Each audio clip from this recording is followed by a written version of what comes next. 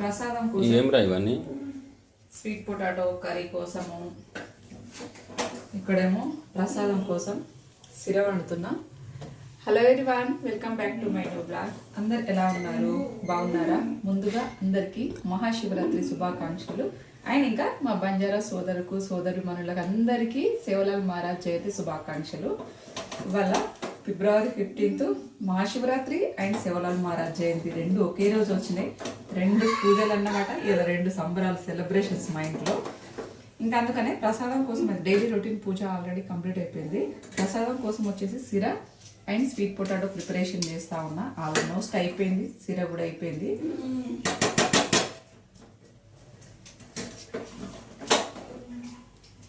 ఏమైంది ఈరోజు? Fresh up అయిపోయినా బట్టలు వేసుకోవాలి నీకు చెప్పిన. అండ్ ఇంకా ప్రసాదం అంతా అయితే రెడీ అయిపోయింది. అంతవరకు నేనైతే లక్కీ అని కూడా రెడీ చేసేసిన. యాక్చువల్గా ఈ డ్రెస్ ఎప్పుడో తీసుకున్నాను, వస్తుందో రాదో అని ఫస్ట్ అనుకున్నాను. కానీ ధీరజ్ కూడా నేను చెప్పినట్టు అయితే రెడీ అయిపోయాడు. ఆకలి అవుతుంది మమ్మీ అని చెప్పేసి వాళ్ళ నాన్న పూలదండ కోసం బయటికి వెళ్తే ధీరజ్ కూడా బయటికి వెళ్ళి టిఫిన్ తెచ్చుకున్నాడు. అదే లాస్ట్ టిఫిన్ అంట. వాళ్ళ ఇంటికి తీసుకెళ్ళడానికి తీసుకుంటే నాకు కావాలని చెప్పేసి ధీరజ్ తెచ్చుకున్నాడంట. అది లక్కీ కూడా టిఫిన్ లేదు, ఒకటే ప్లేట్ ఉందంట లాస్ట్. అది తీసుకొచ్చుకొని ఇంకా వాడైతే మంచిగా మెక్కేసిండు. ఇంకా మొత్తం ఇంట్లో వర్క్స్ అంటే ఎక్కువగా లేడీసే ఉంటుంది. ఇంకా తెలుసు కదా, మా ఆయనకు కొంచెం హ్యాండ్ పెయిన్ కాబట్టి ఆ మాత్రం సపోర్ట్ కూడా లేకుండా పోయింది. సో మొత్తానికైతే ఇంకా ఇంట్లో డైలీ రొటీన్ పూజ అంతా కంప్లీట్ అయిపోయిన తర్వాత, ప్రసాదం అంతా ప్రిపరేషన్ చేసిన తర్వాత ఇంకా నెక్స్ట్ వచ్చేసి సేవలాల్ మహారాజ్ దగ్గర అయితే పూజ అయితే స్టార్ట్ చేసినాము. నాకు కూడా పెద్దగా చరిత్ర తెలియదు, కొంచెంగా నాకు తెలిసింది అయితే కొంచెంగా చెప్తాను. 287వ జయంతి సేవలాల్ మహారాజ్ది అయితే సేవలాల్ మహారాజ్ అనేది బంజారాలకు దారి చూపించిన గురువు అన్నమాట.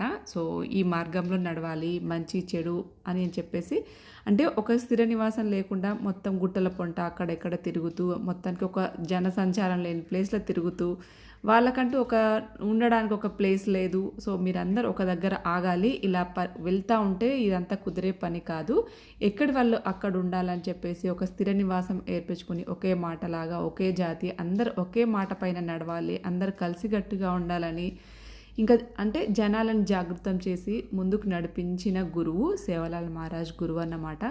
నిజానికి ఒకప్పుడు ఆవులు మేపుకుంటూ ఇట్లా గుట్టల పొంట అలా తిరుగుతుంటాయంట. మళ్ళీ ఏంటంటే ఎక్కువగా గుడుంబ సారా ఉంటుంది కదా, సారా కాసేవాళ్ళంట మా బంజారాలు. ఇంకా అవన్నీ మాన్పించి ఇదంతా కాదు, మంచి మార్గంలో నడిపించాలని చెప్పేసి ముందుకు నడిపించిన గురువు. సో ఇంకా చాలా చరిత్ర ఉంది, నాకు కొంచెం తెలుసు. ఇంకా బట్ వీడియోలో అంతా ఎక్స్ప్లెయిన్ చేయడం అయితే కుదరదు కదా. సేవలాల్ మహారాజు వచ్చేసి ఇంకా అమ్మవారి భక్తుడని, ఇంకా సేవలాల్ మహారాజు అంటే అదంతా చరిత్ర ఉంది బేసిక్గా. నాకు కూడా కొంచెం అటు ఇటుగా తెలుసు, అందులో కూడా తప్పులు వెతికే వాళ్ళు ఉంటారు కాబట్టి మనకు తెలిసింది తెలియంది ఏది చెప్పకూడదు, ఎంత తెలిస్తే అంతే చెప్పాలి. కాబట్టి ఇంకా అలాగా ఎవ్రీ ఇయర్ కూడా మేము మా ఇంట్లో సెలబ్రేషన్ చేస్తాం. మీ అందరికీ తెలుసు, లాస్ట్ ఇయర్ కూడా చేసాం మేము. సో అందుకని చెప్పేసి నా బ్యాక్గ్రౌండ్లో ఆ వాల్కి అక్కడ చూసారా సేవలాల్ మహారాజు ఫ్లెక్సీ, ఈ ఫోటో తీయగానే ఆ బ్యాక్గ్రౌండ్ అంతా ఖాళీగా ఏదో మిస్ అయిన ఫీలింగ్ వచ్చింది ఆ డే అంతా కూడాను. సో ఏదో ఖాళీగా ఏదో అనిపించింది. సో మేబీ మీ అందరికి ఒక విషయం చెప్పాలి, ఈ ఇంట్లో ఇదే నా లాస్ట్ పండగ సెలబ్రేషన్ అని నేను అనుకుంటున్నాను. ఎందుకంటే నెక్స్ట్ పండగ వేరే పండగలు వచ్చే వరకు ఈ ఇంట్లో ఉంటామో తెలియదు, కొత్త ఇంటికి అయితే షిఫ్ట్ అయిపోతాము అని అనుకుంటున్నాను. ఇదే మేబీ లాస్ట్ పండగ అని నేను అనుకుంటున్నాను, చూడాలి మరి. నిజానికి ఎప్పుడెప్పుడు కొత్త ఇంట్లోకి వెళ్ళాలా అని చాలా ఎగ్జైట్తో నేను ఉన్నాను, మీరు కూడా ఉన్నారు. సో ఆ రోజులైతే ఇంకా రానే వచ్చినాయి, దగ్గర పడ్డాయి అన్నమాట. ఇక్కడ ఒక విషయం చెప్పాలి మీకు, మేము ఏమైనా పండగలైనా ఏదైనా ఫొటోస్ అన్నీ దిగాలి అనుకున్నప్పుడు ధీరజ్ ఏంటో కానీ సమ్టైమ్స్ అయితే అస్సలు మనకు ఈ ఫోటో దిగుదామన్నప్పుడు అస్సలు సపోర్ట్ చేయడు, ఎప్పుడు ఇరిటేషన్ తెప్పిస్తూనే ఉంటాడనమాట. లక్కీ అన్నయ్య మంచిగా చైర్లో కూర్చొని అలా చూస్తూ ఉంది, ఏం చేస్తురో దానికి అర్థం కాకుండా అటు ఇటు వంకలు చూస్తూ ఉందన్నమాట. యాక్చువల్గా అయితే భోగ్ చేయాలి, భోగ్ అంటే కొంచెం నిప్పు రవ్వలు ఉంటుంది కదా, నిప్పు రవ్వల పైన లాప్సుతోనే భోగ్ చేయాలి. కానీ ఇక్కడ నాకు అన్నీ అవైలబుల్ లేవు, చూద్దాం నెక్స్ట్ ఇయర్కి అయితే తప్పకుండా చేద్దాం, భోగ్ ఇద్దామని చెప్పేసి. ఇంకా మొత్తానికి చిన్నగా అయితే ఇలా దీపం పెట్టుకొని కొబ్బరికాయలు అవి ఇవి ఏదో మాకు తోచినంతగా ఇలా సింపుల్గా అయితే మా గురువునైతే ఇలా పూజించుకున్నాం అన్నమాట. సో ప్రతి ఒక్కరి ఇంట్లో అయితే కంపల్సరీగా సేవలాల్ మహారాజ్ ఫోటో ఉంటుంది. ప్రతి ఒక్కరి ఇంట్లో కంపల్సరీగా ఉంటుంది. ఈ మధ్య కాలంలో అంటే ఆల్మోస్ట్ ఒక 7, 8 ఇయర్స్ నుంచి, ఇంతకుముందు అంటే అంతగా లేదు, బట్ ఈ మధ్య ఒక 7, 8 ఇయర్స్ నుంచి అంటే ప్రతి వాళ్ళ గురువు గురించి వాళ్ళు ప్రతి డీటెయిల్గా అందరికీ తెలిసి మన కోసం ఏం చేసిర్రు, మనం ఏం చేయాలి, ముందు తరాలకు మనం ఏం చేయాలనేసి ఎంతో కొంతగా అయితే మంచి మార్గంలో నడిపించిన గురువు అని చెప్పేసి చాలామందికి అంటే తెలియని వాళ్ళు కూడా తెలుసుకొని మా బంజారా ఆచార వ్యవహారాలన్నీ పాటిస్తూ ఉన్నారు. ఇంకా మేము సిటీకి వస్తే సిటీలో మాకంటూ ఒక ప్లేసు తీజ్ అని కానీ, ఇప్పుడు సేవలాల్ మహారాజ్ జయంతి అని కానీ, ఏ ఉత్సవాలైనా కానీ సెలబ్రేట్ చేసుకోగలుగుతున్నామంటే అందరు కూడా ఐక్యమత్యంగా ఉండి, అంటే కొందరు ఉంటారనుకోండి బేసిక్గా, బట్ వాళ్ళ ఎప్పుడు అలాంటి కార్యక్రమాల్లోనే ఉంటారు, వాళ్ళు గెలుపుతూనే ఉంటారు, అదంతా వేరే విషయం. బట్ అందరు కలిసికట్టుగా ఉండైతే మొత్తానికైతే ఇలా పండుగలన్నీ కూడా సెలబ్రేట్ చేసుకుంటూ ఉంటాము. సో మొత్తానికైతే మా పూజ అంతా కంప్లీట్ అయిపోయింది. ఇంకా దాని తర్వాత వచ్చేసి ఇక్కడ మేమైతే ప్రసాదం తింటున్నాను. ఎందుకు అంటే ఇక్కడ లక్కీకి ఆల్రెడీ ఆకలికి ఆగలేదు, ధీరజ్ అయితే ఆల్రెడీ టిఫిన్ చేసేసింది కాబట్టి ఇంకా వీళ్ళ కోసం నేను వంట కూడా ప్రిపరేషన్ స్టార్ట్ చేసేసిన. కర్రీకి వచ్చేసి గ్రీన్ బీన్స్ ఉంటుంది కదా, సో ఆ కర్రీ చేద్దాం. నేను నిజానికి ఇది ఫస్ట్ టైమో సెకండ్ టైమో నేను కర్రీ చేయడము, ఎక్కువ నేను చేయాలని నాకు ఏదో నచ్చదు. సో మొత్తానికి ధీరజ్ కావాలని నాతో పాటు ఆ రోజు మార్కెట్కి వచ్చినప్పుడు మమ్మీ ఇవి కూడా తీసుకుందాము అని చెప్పేసి అంటే సర్లే బెటర్ నీకోసం అని చెప్పేసి తీసుకొని మొత్తానికి వంట అయితే అయిపోయింది. ఇప్పుడైతే నేను ధీరజ్ ఇద్దరం కూడా టెంపుల్కి వెళ్తున్నాము. లక్కీ ఏడు వాళ్ళ నాన్న ఇద్దరు ఇంట్లోనే ఉంటారట. ధీరజ్ నేనైతే మధ్య వాళ్ళు మా చెల్లి వాళ్ళు పోతురు, ఇక వాళ్ళతో గుడికి పోతురు. నాకు కూడా తెలియదు ఫస్ట్ టైం ఏ గుడికి తీసుకెళ్తారో చూడాలి.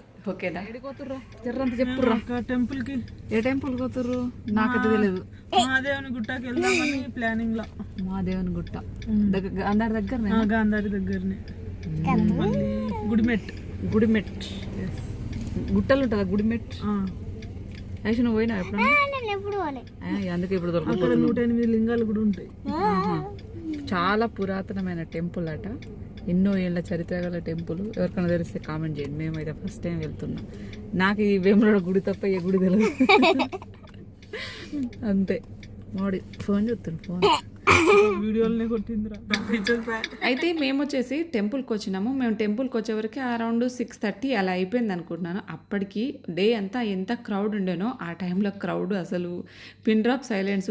ఆ టెంపుల్ మెట్లు చాలా ఇంకెన్నో మెట్లు ఉన్నాయి, అవన్నీ ఎక్కి వెళ్ళాలి, కానీ నాకు ఎక్కడండి అవన్నీ వీడియో తీయలేదు. చీకటికి అసలు వీడియో క్లారిటీగా లేదు, టోటల్గా చీకటి అన్నమాట. కాకపోతే నాకు ఒకటైతే బాధ అనిపించిందండి, ఏంటంటే టెంపుల్స్లల్లో అస్సలు డెవలప్మెంట్ లేదు, మోస్ట్లీ డెవలప్మెంట్ లేదు, గుడిని పట్టించుకునే వాళ్ళే లేరు. ఇంత పురాతనమైన టెంపుల్, ఎంత మంచిగా పూలతోనే తోరణాలతో కలకలలాడాల్సిన టెంపుల్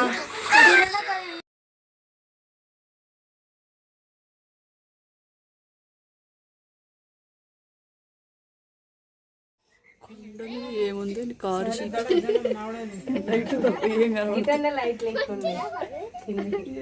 అంత డొల్లా. అయితే అలాంటి టెంపుల్లో ఇంత మంచి చరిత్ర 1979లో కన్స్ట్రక్షన్ చేశారట ఈ టెంపుల్ని. కొండ పైన ఉంటుంది, అసలు డే టైంలో చూస్తే వ్యూ సూపర్గా ఉంటుండే. బట్ మేము అనుకోకుండా వెళ్ళాము, ప్లానింగ్ అస్సలు లేదు, అనుకోకుండా వెళ్ళాము. ఇంకా కొండ కిందికి రాగానే 108 లింగాలతోని సూపర్ ఉంది అసలు. నిజానికి డే టైంలో రావాల్సింది, అసలు లైటింగ్ ఏమాత్రం లైటింగ్ లేదండి. నాకైతే మస్తు బాధ అనిపించింది. అట్లీస్ట్ శివరాత్రి టైంలో అన్నా మంచిగా లైటింగ్ ఉండాల్సింది, జాగరణ ఉండాల్సింది, కానీ ఇంత మంచి టెంపుల్ని అసలు పట్టించుకోకుండా ఉన్నారని చాలా చాలా బాధ అనిపించింది నాకైతే. సో ఇలా మొత్తానికి లింగాలు 108 లింగాలు వచ్చేసి ఉన్నాయి ఇక్కడ. మొత్తానికి సూపర్గా డే టైంలో చూస్తే దాని లుక్కే వేరండి. నైట్లో అంత లైటింగ్ లేదు కాబట్టి నేను పెద్దగా ఏం వీడియో క్యాప్చర్ చేయలేదు, కొంచెం అలా చూశాను. బట్ ఎనీవేస్ చెప్తున్నాను కదండి, కొంచెం అయితే బాధ అయితే అనిపించింది. టెంపుల్లో ఏ మాత్రం ఇంప్రూవ్మెంట్స్ అంటే అంత స్పెసిఫిక్గా శివరాత్రి అని చెప్పేసి పెద్దగా ఎలాంటి అంటే ఏమంటారు అలా ఏం లేవు అసలు. ట్రెడిషనల్గా దాన్ని మంచిగా ఏదన్నా డెకరేషన్ చేయడం కానీ అలాంటి ఏది లేదండి. ఆ విధంగా చూసి నాకు బాధ అనిపించింది అన్నమాట. నెక్స్ట్ వచ్చేసి పక్కనే ఉన్న భూంపల్లి టెంపుల్ అంటే ఇది కూడా కొత్తగా అయిన టెంపుల్, ఇది కూడా కొండపైనే ఉంది. సో కామారెడ్డి నుంచి ఒక 25-30 కిలోమీటర్స్ అనుకుంటున్నాను నేనైతే, 25. సో బట్ చాలా చాలా బాగుంది టెంపుల్, న్యూలీ కన్స్ట్రక్షన్ టెంపుల్, కానీ సూపర్గా ఉండింది. ఇక్కడ వచ్చేసి వినాయకులు అండ్ శివయ్య, నెక్స్ట్ వచ్చేసి పార్వతమ్మ టెంపుల్, 3 కూడా అదే ఒకటే లైన్లో ఉంటాయి. సూపర్ ఉంది. నాకైతే చాలా బాగా నచ్చింది. ఇంకా వెళ్ళగానే దర్శనం చేసుకున్న తర్వాత అక్కడ ఆల్రెడీ భజన అవుతుంది. ఇక శివరాత్రి అంటే నైట్ టైంలో జాగారం కాబట్టి బట్ అక్కడ వచ్చేసి ఇంకా భజన ఇవన్నీ కూడా చాలా చాలా బాగా అనిపించింది. అన్ని టెంపుల్ కంటే ఈ టెంపులే బాగా అనిపించింది.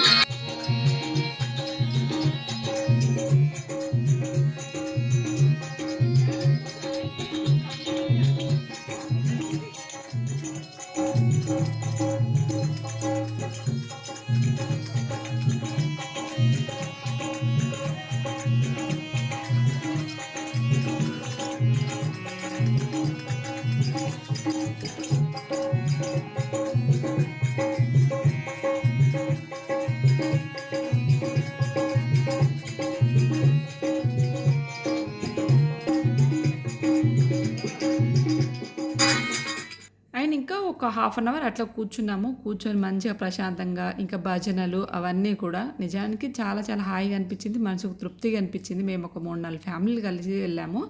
ఇంకా మా ఆయన్ని వెళ్దాం లక్కీని తీసుకొని అంటే నేను రాను, ఇంకా నైట్ టైంలో లక్కీకి ఎందుకు ఇబ్బంది పెట్టడం అని చెప్పేసి మా ఆయన లక్కీ ఇద్దరు ఇంటి దగ్గరే ఉండిపోయారు అన్నమాట. ఇంకేం చేస్తాము, ఇబ్బంది పెట్టడం నాకు కూడా ఇష్టం లేదు. ఎందుకంటే యాక్చువల్గా మీకు ఒక విషయం చెప్పనా అండి, నేను ఏ టెంపుల్కైనా ఎక్కడికి వెళ్ళినా కానీ నాకు ఎందుకో ఏమో టెన్షన్ అయిపోతుంది.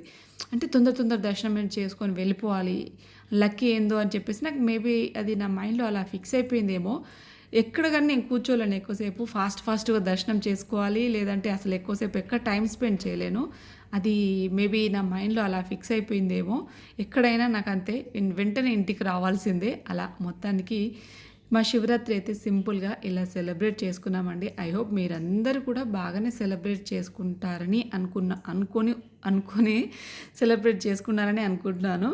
సో దట్ మాదైతే ఇలా అన్నమాట. మీరైతే వీడియోకి ఒక లైక్ చేయండి అండ్ కొత్తగా చూసిన అయితే మన ఛానల్ని సబ్స్క్రైబ్ చేసుకోండి. Thank you very much for watching.